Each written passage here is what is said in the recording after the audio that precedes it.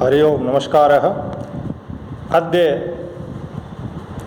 नवसर्गते माघे इत्यस्य द्वितीयभागः इदानीं प्रचलति।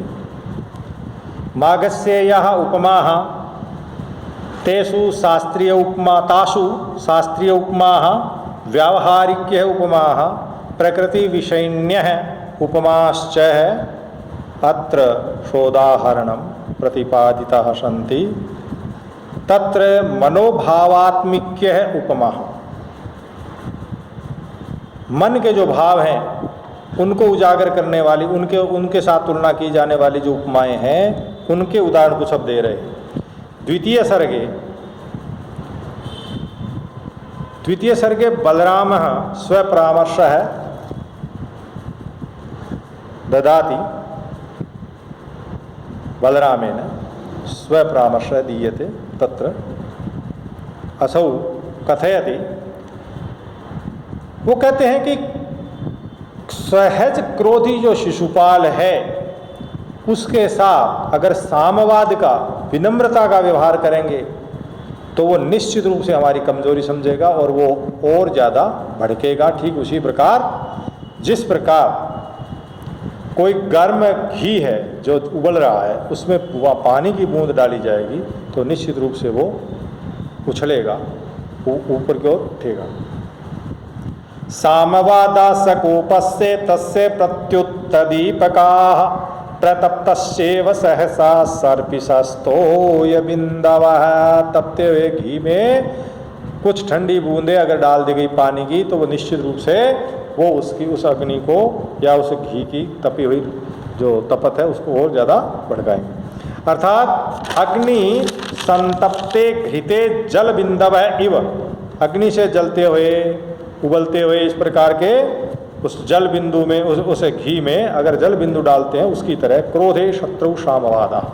जो शत्रु क्रोधित है, क्रोध में है, क्रोध में जब शत्रु है तो सामवाद वहाँ सहज क्रोधी का, सामान्यतः क्रोध को सामवाद जो है वो कम करता है, लेकिन जो सहज कोपी है, सहज क्रोधी है शिशुपाल जैसा, उनके लिए क्रोधे शत्रु सामवादाः उद्दीपन कराः, वो उद्दीप्त करने वाले, क्रोध को बढ़ाने वाले हैं, शांत करने वाले नहीं। तो उनके कहने का मतलब शिशुपाल हमसे खार खाए बैठा है, तो इस प्रकार की शिशुपाल पर अगर हम विनम्रता का व्यवहार करेंगे तो वो उसको मानने वाला नहीं है, वो और ज़्यादा क्रोधित होगा। एवं में विवेकिना पुरुषेण भाग्य पुरुषौ उभावपि आलम्बनयो यथा। वो वाक्य बलराम जी के थे, वो अपने तरीके से वो कह रहे थे कि सहज गोपी के सामवाद के वचन, विनम्रता के वचन, प्रणाम आदि के वचन करेंगे तो वो गुस्सा होगा, वो भी अपनी जगह सही है, वो भी मनोभाव है। दूसरा ये है कि विवेकी पुरुष जो है वो पौरुष और भाग्य दोनों का एक साथ समावेश करता है। अकेले भाग्य पर भी विश्वास नहीं करता, तो किस प्रकार, जिस प्रकार ये सत्कवि है उसको उत्तम प्रकृति का शब्द भी चाहिए जो दोष आदि से रहित हो, गुण आदि से सहित हो, अलंकार आदि से युक्त हो, तो जिस प्रकार उत्तम कवि को शब्द और अर्थ दोनों की अपेक्षा करता, आवश्यकता महसूस करता है, उसी प्रकार एक विवेकी राजा को पौरुष और बुद्धि दोनों का समाश्रय करना चाहिए, उसको जरूरत है। नालंबते दैष्टिकतां न निषीदति पौरुषे शब्दार्थौ सत्कविरिव द्वयं विद्वान अपेक्षते। ये दूसरे सर्ग के 86 श्लोक के आसपास का है। अंत में से उद्धव जी की उक्ति है। उद्धव कहते हैं कि पौरुष और बुद्धि दोनों का आश्रय कौन लेता है? राजा। कौन सा? विवेकी राजा। ठीक उसी प्रकार जिस प्रकार सत्कवि जो है, उत्तम प्रकृति का कवि जो शब्द और अर्थ दोनों का आश्रय करता है, लेता है, ऐसी विद्वान अपेक्षा करता सत्कवि, तो उसी प्रकार वो भी। एवं माघ काव्य बहवः चमत्कार पूर्ण उपमा प्रयोगा प्रतिपदम दृष्टिपथम उपयांति, दृष्टिपथ पर आती हैं। अर्थ गौरवम, ये उपमाएं थी, उपमाओं के प्रकार थे। और भी हैं, एक सौगता नाम इवादर्श है। सौगत कहते हैं बौद्धों का, कि राजनीति के 5 अंग हैं। ठीक उसी प्रकार जिस प्रकार 5 अंग हैं, स्कंद हैं, कहाँ? बौद्ध दर्शन में रूप स्कंद, विज्ञान स्कंद, संस्कृत स्कंद आदि, उसी प्रकार यहाँ राजनीति में भी 5 अंग, पंचांग कहे गए हैं। तो वो भी उपमा अच्छी है। और भी उपमा के उदाहरण है। अर्थ गौरव, अर्थ गौरव का मतलब होता है अर्थ का विस्तार। कम शब्दों में अधिक बात को, गहरी बात को कहना, इसके मर्मज्ञ जो है वो भारवी कहे गए हैं। लेकिन माघ के काव्य में भी इनके उदाहरण पर्याप्त आते हैं। स्वल्पेषु शब्देषु विपुलार्थ निवेश एव अर्थ गौरवम भवति। महाकविर माघस्य पांडित्यम सर्वांगीणमासी, अतः अस्यार्थ गौरवम अपि अतीव प्रशंसनीयम अस्ति। यद्यपि अर्थ गौरवम पदम पदम प्रेक्षते कुत्र माघ काव्ये, तथापि द्वितीय सर्ग सर्वातिशायी, तत्र प्रतिपदम अर्थ गौरवम दृष्टिगोचरम उपयाति। अधुना कतिपयानि पद्यानि अर्थगौरवस्य उदाहरण रूपेण प्रस्तूयन्ते। तत्र कृष्ण एव रक्षो निकरम विनाशयितुम क्षमो यथा भास्करस्तमो निश्चयम। जिस प्रकार अंधेरे को केवल सूर्य जो है वो ही मिटा सकता है, उसी प्रकार जो राक्षस समूह है, जो उद्दंड प्रकृति के जो लोग हैं, उन लोगों का विनाश करने में केवल कृष्ण ही समर्थ है। यह जान करके और देवता लोगों ने श्री कृष्ण के पास नारद जी को भेजा, और नारद जी वो आ रहे हैं। क्या आशा लेकर के? किरीते रवेक्षालय तुम क्षमेत कह क्षपातमस्कांडमलिमशम नभा। रात भर चंद्रमा रहा आकाश में, अंधेरे को भगाता रहा, लेकिन क्या अंधेरा पूरी तरह भागा? नहीं, भागा जरूर लेकिन पूरी तरह नहीं भागा। तो कह रहे हैं कि क्षपा तमस्कांड, क्षपा माने रात्रि, उसके अंधकार से मलिमश, मैले हुए, काले हुए, नभे माने आकाश को धोने में, रवे है रीते, रीते माने बिना, पंचमी है रीते का अर्थ पर, रीते का अर्थ बिना है, और रीते के ऊपर पंचमी भक्ति आई है। किसके बिना? सूर्य के बिना। तो सूर्य में पंचमी आई है, रवे है, ये पंचमी का एक वचन यहाँ है। क्षालय तुम, धोने के लिए, क्षमेत समर्थ कह कौन है। इस प्रकार रात्रि के अंधेरे को, रात्रि के अंधेरे से मैले हुए आकाश को मिटाने की, उस आकाश को स्वच्छ करने की क्षमता है, अंधेरे को मिटाने की क्षमता किसी में है तो सूर्य में है। तो सूर्य के सिवाय अंधेरा रात का किसी से नष्ट नहीं होता। उसी प्रकार जो दुष्ट हैं वो श्री कृष्ण के और उससे ही बात से क्या किए जा सकते हैं? शांत किए जा सकते हैं, नष्ट किए जा सकते हैं। रीते रवे हे मनस्विता जीवनोन्नायिका मानहीनस्य जीवनम तृणमिव तुच्छम। जिस व्यक्ति का कोई मान नहीं है, उसका जीवन घास के तिनके की तरह तुच्छ है। अनेकशय मनस्विताया स्वाभिमानस्य च गुण गौरव वर्ण्यते कविना। कवि के द्वारा स्वाभिमान का और मनस्विता का अनेक उदाहरणों के द्वारा यहाँ चित्रण किया गया। ये बलराम जी के शब्दों में वो मनस्विता को बड़ा महत्व देते हैं। वो कहते हैं कि शत्रु के यहाँ विनम्रता से पेश नहीं आना चाहिए, उसको जैसी भाषा है उसी में जवाब देना चाहिए। तो उदाहरण देते हैं कि हमें अपने जो हमारा अपमान हुआ है उसका प्रतिकार तत्काल करना चाहिए। तो एक बड़ा सुंदर उदाहरण देते हैं। वो कहते हैं कि एक पैर से प्रताड़ित हुई मिट्टी जो है, जब पैर ने उसका प्रताड़ना की, उसको ताड़ित किया, उसके पर प्रहार किया, तो प्रहार करने पर वह मिट्टी जो है वो उछल करके प्रहार करने वाले व्यक्ति के पीछे से चोटी में प्रहार करती है, यानी वापस आकर जब जाती है, तो अपना प्रतिशोध तत्काल ले लेती है। तो हम तो स्वस्थ देहधारी हैं, स्वस्थ देहधारी मानव जो है उसको तो बिना समय गवाए अपना प्रतिकार, अपने प्रतिशोध अपना तत्काल लेना चाहिए। पादाहतम यदुत्थाय मूर्धान मधिरोहति स्वस्थादेवापमानेपि देहिनस्तद्वरम रज। स्वस्थ मनुष्य हैं, मनुष्य योनि में, फिर भी अगर हम अपने प्रतिशोध का, अपने अपमान का प्रतिशोध लेने में समर्थ नहीं हो रहे हैं, तो हम उससे कई गुना घटिया है। जो देह है, ये रज है कि पादाहतम, पैर से प्रताड़ित हुई धूली जो है वो तुरंत मूर्धानम, उसी व्यक्ति के मूर्धान, वो पैर से प्रताड़ित लेकिन जाके सिर पे बैठ जाती है, वो अपना प्रतिशोध लेती है। तो स्वस्थ देहधारी हम मानव से तो वो कौन श्रेष्ठ है? वो धूली श्रेष्ठ है। तो इसी प्रकार आगे वो कह रहे हैं सदाभिमानैक धना ही मानिना। एक छोटी सी शुक्ति है लेकिन बहुत बड़ी बात कह दी कि मनस्वी लोग जो होते हैं वो केवल अपने स्वाभिमान की रक्षा के लिए, अपने मान की रक्षा के लिए, अपनी मर्यादा की रक्षा के लिए यत्न करते हैं और उसके लिए अपने प्राण भी न्यौछावर कर सकते हैं, लेकिन मान को नहीं जाने देते। तो ये कह रहे हैं कि प्रकाश, ये शुक्ति आई है, ये पहले के, ये आई है 67वें श्लोक में। अभी जो पादाहतम था ये दूसरे का 46वां श्लोक था, दूसरे सर्ग का, शिशुपाल का।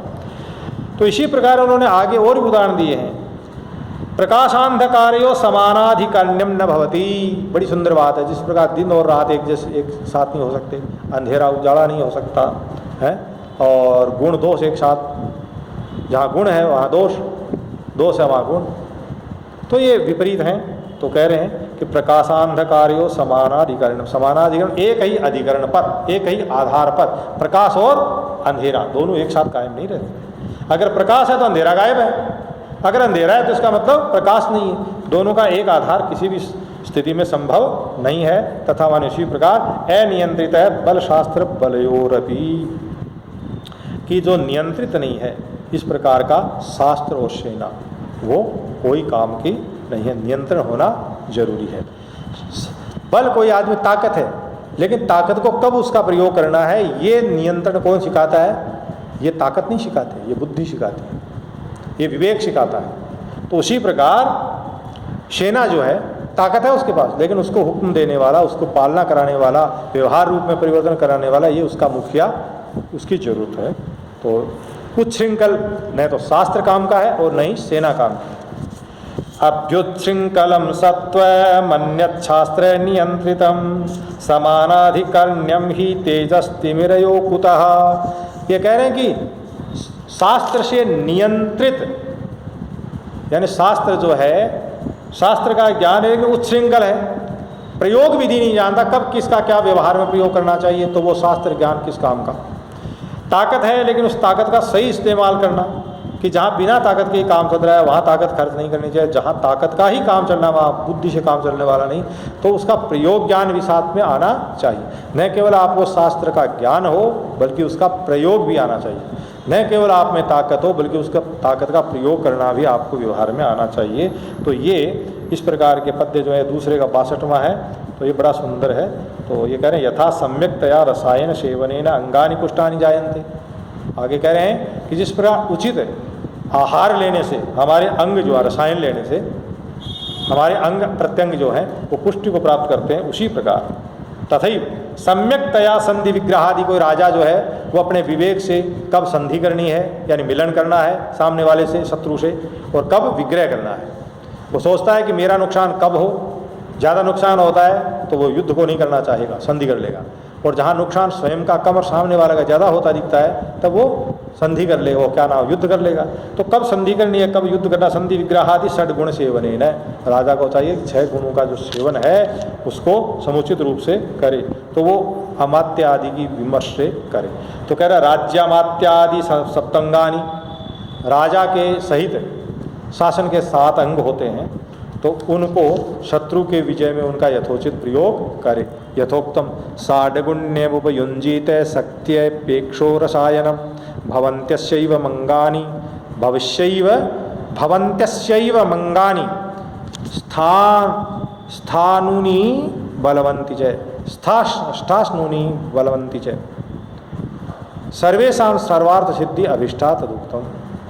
कि 6 प्रकार के अंगों का अगर समुचित रूप से प्रयोग किया जाए तो सर्वार्थ सिद्धि अभिष्ट होती है।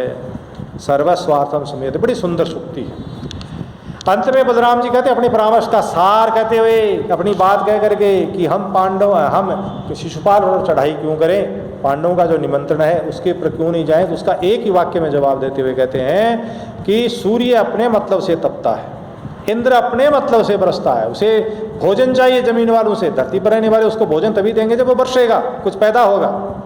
अग्नि अपने मतलब से जलता है, सूर्य अपने मतलब से तपता है, पांडव अपने यज्ञ मतलब से यज्ञ कर रहे हैं, और हम अपने मतलब से शत्रु पर आक्रमण कर रहे हैं। क्यों? क्योंकि इस संसार में प्रत्येक जीव, मानव ही नहीं, प्रत्येक जीव जो है वो सब कुछ अपना स्वार्थ ही देखता है, दूसरे से उसे कोई लेना देना नहीं है।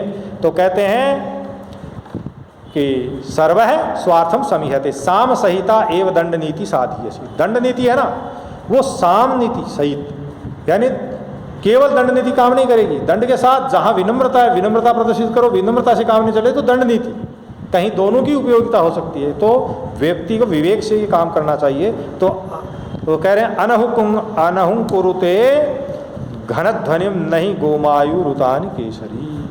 केसरी माने शेर जो है वो क्या करता है, गोमायु की तरह, गीदड़ की तरह वो ध्वनि को नहीं करता। गीदड़ जो है घनत ध्वनि, बादल की जब ध्वनि होती है तो केसरी जो है वो उसके सामने दहाड़ता है, क्योंकि बादल से उसे कुछ नहीं लेना है।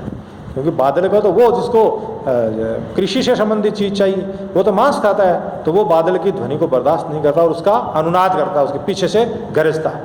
लेकिन ऐसा गोमायु नहीं करता।